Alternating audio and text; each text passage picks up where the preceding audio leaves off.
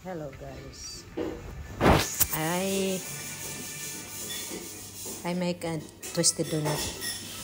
Pero ang cute naman.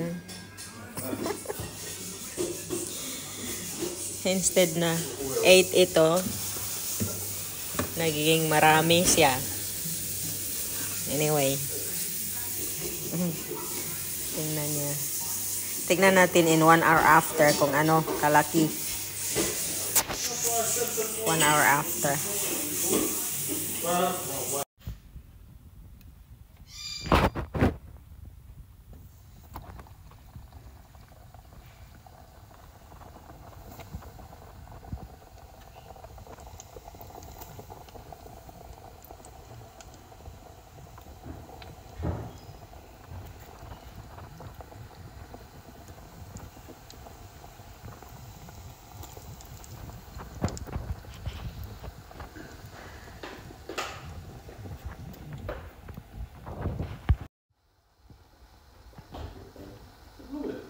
How come it looks so red?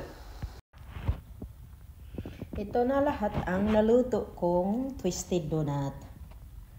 Twisted donut tayo mga guys. Twisted donut. While ako'y nagluluto, ang mga anak ko ay pabalik-balik na kumakain. Kuha lang. Ito na siya. Mabilis lang. Ang ginawa ko ay 3 and 1/4 cup of flour. Ang butter ay 3 tablespoon.